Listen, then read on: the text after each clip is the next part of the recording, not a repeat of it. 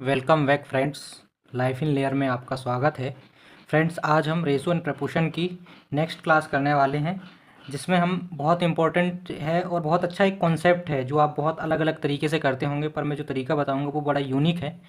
तो चलते देखते हैं। जैसे ये बड़ा इंपॉर्टेंट क्वेश्चन है, आप इसको कई लोग ऑप्शन से बनाते हैं, कई लोग एक्स करके भी बनाते हैं, बट इसको मैं बता रहा हूँ जो अलग यूनिक तरीका है थोड़ा। इसमें कह रहा है 4 संख्याएं हैं, 5, 19, 7 और 25। प्रत्येक में से क्या जोड़ा जाए ताकि ये समानुपाती या अनुपातिक हो जाए। कई बार जोड़ा जाए, कई बार घटाया जाए, कोई भी तरीका हो, हमें केवल एक कॉन्सेप्ट लगाना होता है या एक तरीका लगाना होता है। वो ये है कि जैसे 5, 19, 7 और 25 दिया है, हमें क्या करना है, पहले इनका और इनका अंतर देखना है।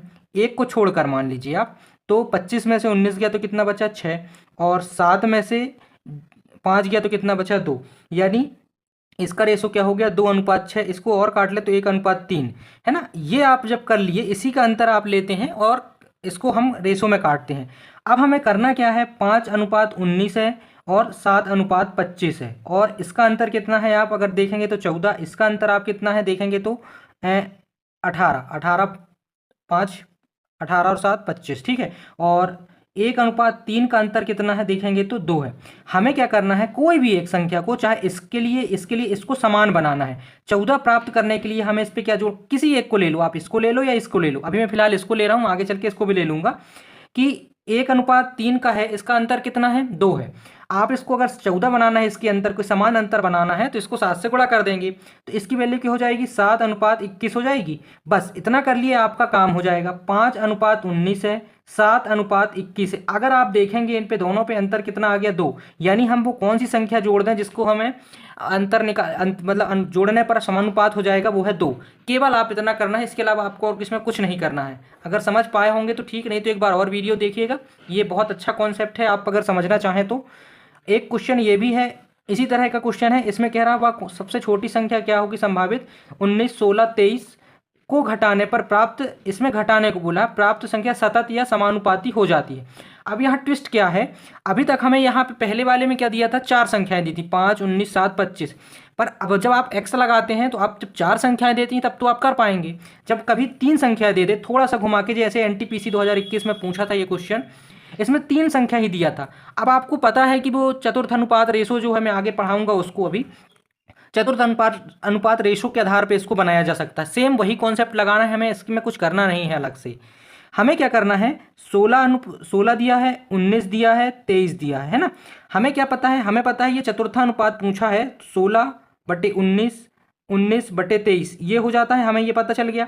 यानी हम इसको कैसे लिख सकते हैं, 16:19:19:23 ये हम लिख सकते हैं। अब हमें क्या करना है, इनको घटा देना है। जिस दिशा से मैं घटा रहा हूं उसी दिशा में आपको भी घटाना है, या तो आप इसी दिशा से घटाएंगे या इसी दिशा से घटाएंगे, बस ये समझ लीजिए।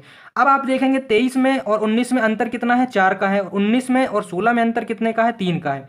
यानी ये अनुपात कितना हो गया, 4:3 हो गया। इसका डिफरेंस कितना है, 1 है, और इसका डिफरेंस कितना है, 3 है। इसका डिफरेंस कितना है, 4। किसी एक को बना लो, 3 और 4 को। यानी मैं यहाँ समझा देता हूँ आपको, 19 है और अनुपात 23 है, इसका डिफरेंस 4 है, इसका डिफरेंस 3 है, और अपने 4:3 का डिफरेंस कितना है, 1 है।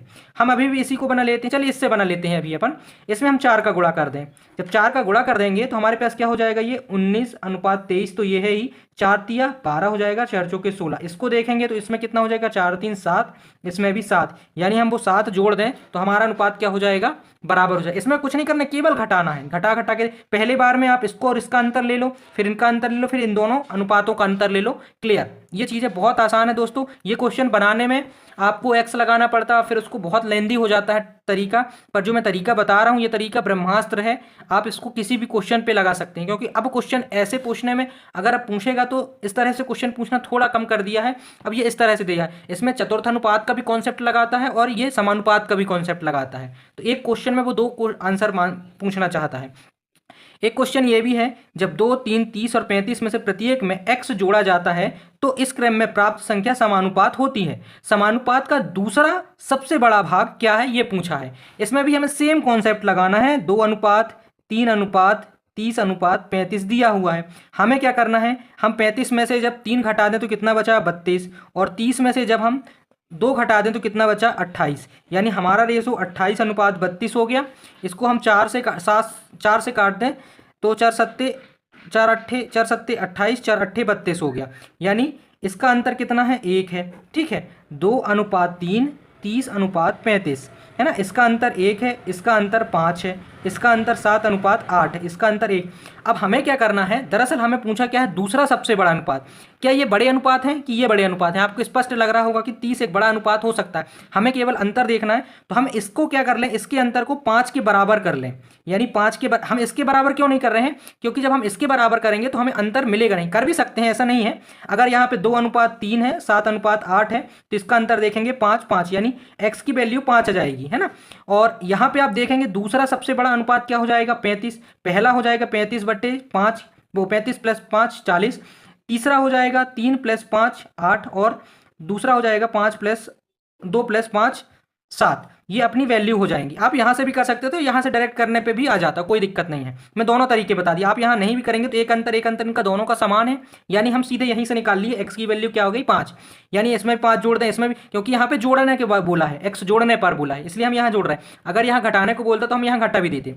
तो हमें क्या बोला, दूसरा सबसे बड़ा अनुपात। दूसरा सबसे बड़ा अनुपात क्या हो जाएगा 35 हो जाएगा, ना कि 30 होगा। 30 पे जोड़ने के बाद ये 35 बन गया, क्योंकि ठीक है।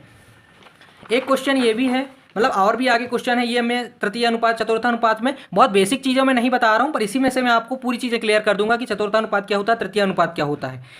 इसमें पूछा है 6 और 54 का औसत मीन अनुपात 15 से अधिक है। कितना अधिक है एक्चुअल में ये पूछा हुआ है क्वेश्चन में, सीजीएल में आया था, पर ये ऐसा ही क्वेश्चन दिया था।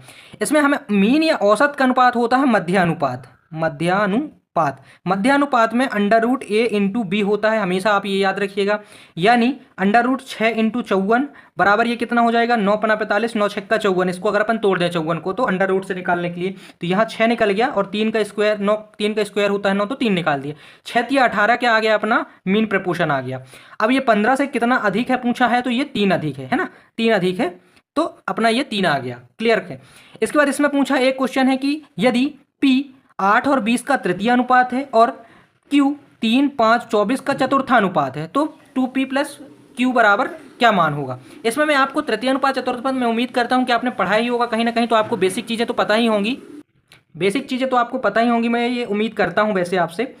तो हम इसमें क्या क्या तृतीय अनुपात है, तृतीय अनुपात का b² होता है, वो हमें नहीं जानना है। हमें यह पता है कि तृतीय अनुपात पूछा है तो 8/20 × 20 बराबर x। हमें ये बनाना है तृतीय अनुपात। ये तृतीय अनुपात चतुर्थानुपात दोनों के लिए यही सेम रहता है, पर चतुर्थानुपात में यहाँ पे दे देता है इनका। इसको आप तृतीय अनुपात में b² भी ले सकते हैं, तो जो भी आपको सुटेबल लगे, पर मैं ऐसे ही करता हूँ कि अगर तृतीय अनुपात पूछा तो मैं इसे चतुर्थानुपात ही मान लेता हूँ। पर इसमें मैं क्या करता हूँ, a 8 हो गया, b 2 जगह आ जाता है। ठीक है। इसके बाद आप अगर इसका गुणा कर देंगे तो 400/8 हो जाएगा। x की वैल्यू क्या होगी, तो 8 × 5 = 40, 50। x की वैल्यू क्या आ गई अपने पास 50। ठीक है। और चतुर्थानुपात पूछा है, तो चतुर्थानुपात क्या हो जाएगा, ये तृतीय अनुपात है ना, ये चतुर्थानुपात भी 3/5। ठीक है। और 24/x ये भी हो गया, तो 3 × 8 = 24 और 8 × 5 = 40। x की वैल्यू कितनी होगी 40 हो गई। हमें ये चतुर्थानुपात भी मिल गया। अब हमें क्या करना है, इनका मान रख दो सीधे सीधे। p का मान कितना दिया है 2, यानी कि 50 और 50 100, और q का मान दिया है 40, ये कितना हो गया 140। क्लियर है, 140 अपने आंसर में भी है। मैंने इसमें कुछ किया नहीं है, इसको तृतीय अनुपात है, तृतीय अनुपात निकाल ले। तृतीय अनुपात निकालने का तरीका ये होता है, चतुर्थानुपात निकालने का तरीका ये होता है। अब आपको इसमें बहुत सारे नियम बताए जाते हैं कि तृतीय अनुपात के लिए b² कर लो, चतुर्थानुपात के लिए a/b बराबर c/x कर लो, ऐसा बनाया जाता है। पर मैं आपको सीधे प्रैक्टिकली जो क्वेश्चन आपको करना है वो वैसा बता रहा हूँ।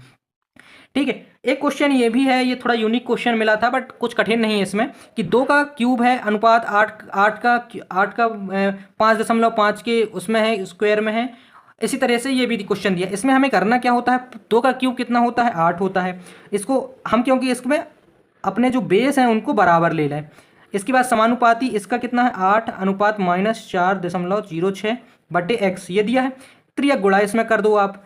त्रियक गुणा करने पर हमें ये पता चल गया कि जब हम किसी 2 समान बेस को गुणा करते हैं तो घातें जुड़ जाती हैं। जब आप इसको जोड़ेंगे तो 5/06 ± 4/06 हो जाएगा, बटे में ये 8 हो जाएगा x की, है ना।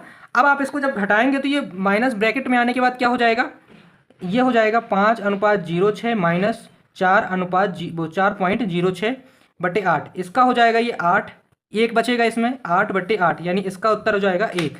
ये कुछ कठिन क्वेश्चन नहीं है, पर इसको मैं सोच रहा था कि कंपलसरी ये करवाना, क्योंकि इसमें कुछ चीज़ें समझना ज़्यादा ज़रूरी होता है। इसलिए आपको थोड़ा सा यहाँ पे यहीं दिखेगा, पर आप कोशिश करिएगा इसको समझने की। बहुत अच्छे क्वेश्चन है।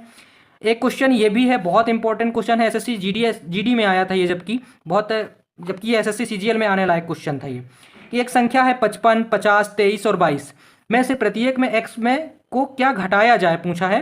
परिणामी संख्या को क्रमशः समानुपाती हो जाती है। तो 3, 7 और x जो हम अभी ज्ञात करेंगे का चतुर्थानुपात क्या है ये पूछा है। इसको दोनों को मिक्स कर दिया है, चतुर्थानुपात और समानुपात को। बस हमारे पास सेम तरीका हमें पता है, 50 है, 23 है, 22 है। ठीक है, हम इसमें क्या करते हैं, अब हम पहले हम इस तरह से लेते थे, अब हम इस तरह से लेंगे कि 22 और इस तरह से। ठीक है, समझ पा रहे होंगे, मैं एरो इसलिए बनाते जा रहा हूँ कि कहाँ से कहाँ घटाना है। जब आपको इसको इस तरफ से इसको घटाएंगे तो इसको भी इसी तरफ से घटाना है, बस, क्योंकि इसमें क्रम चेंज ना हो करके। तो 55 में से 23 गया तो कितना बचेगा, 2 और 3 32 बचेगा। 50 में से 22 गया तो कितना बचेगा, 8 और 4 48, यानी इनका अंतर कितना आ गया, 5। इनका अंतर कितना आ गया, 1। और 32 और 48 का, और इसे काट देंगे तो आप क्या हो जाएगा, 16 दूनी 32, 16 तिया 48, इसका अंतर कितना आ गया, 1। अब हमें आप यहाँ पे 1 मिल गया, यहाँ पे 1 मिल गया, हमें कुछ करने की जरूरत नहीं है। 23:22 है, 2:3 है। अब आप इसमें क्या करने, इसको अंतर देख लीजिए कितना है, इसका 19 अंतर है ना। इसमें भी ये 19, 2:3 है। अपन इसमें कहीं गलती तो नहीं किए हैं। 50 में से 22 गया, ओह यहाँ सबसे बड़े बवंडर कर दिए हमने, इसको 28 होगा ये। तो यहाँ पे भी क्या हो जाएगा, 48 की जगह 28 हो जाएगा। तो ये 4 अट्ठे 32 और 4 सत्ते 28, यानी 1:8। तो यहाँ 8:7 हो जाएगा। हमने यहाँ 50 में से 22 को 48 घटा लिया, पर ये 28 है ना। तो यहाँ से अब आप इनका डिफरेंस देखेंगे तो कितना होगा, इसका डिफरेंस होगा 15 और इसका भी डिफरेंस होगा 15, यानी हमने x की वैल्यू कितनी निकाल ली, 15 निकाल ली। अब इसमें क्या पूछा है, चतुर्थानुपात पूछा है। चतुर्थानुपात के लिए सीधा है, इसमें हमने x की वैल्यू 15 निकाली, तो अब हमारा चतुर्थानुपात क्या हो जाएगा, बटे x। 3 पंचे 15, 7 सत्ते 35 हो जाएगा अपना चतुर्थानुपात। इसी तरह के क्वेश्चनों को आपको देखने, समझने और नए नए तरीके सीखने के लिए दोस्तों मेरे चैनल को सब्सक्राइब करें, शेयर करें, और प्लीज़ हो सके तो इसको 1 से 2 बार और देखिएगा, ताकि आपको ये कॉन्सेप्ट क्लियर हो जाए। क्योंकि ये जनरली जब हम पूरा मैथ्स करते हैं तो ये क्वेश्चन कई बार स्किप हो जाते हैं या दिमाग से निकल जाते हैं। जब 1 से 2 बार आप करेंगे और खुद से करेंगे तो ये क्वेश्चन बहुत ईजी हैं, और इससे सरल मेथड कुछ भी नहीं है।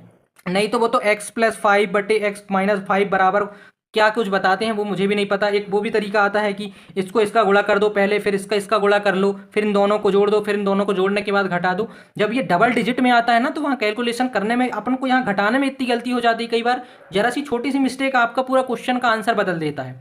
इसलिए कोशिश करिए जितना सिंपल हो सके उतना सिंपल आंसर निकालने की कोशिश करिए। जो जितना मेरे से हो पाता है मैं उतना पूरी तरह से कोशिश कर रहा हूँ कि आपको बताने की, कि जितना सिंपल मैं आपको सॉल्यूशन करके दिखा सकूँ। थैंक यू दोस्तों। इसी तरह की वीडियो देखने के लिए प्लीज़ मेरे चैनल को सब्सक्राइब कर लें, शेयर करें। Thank you.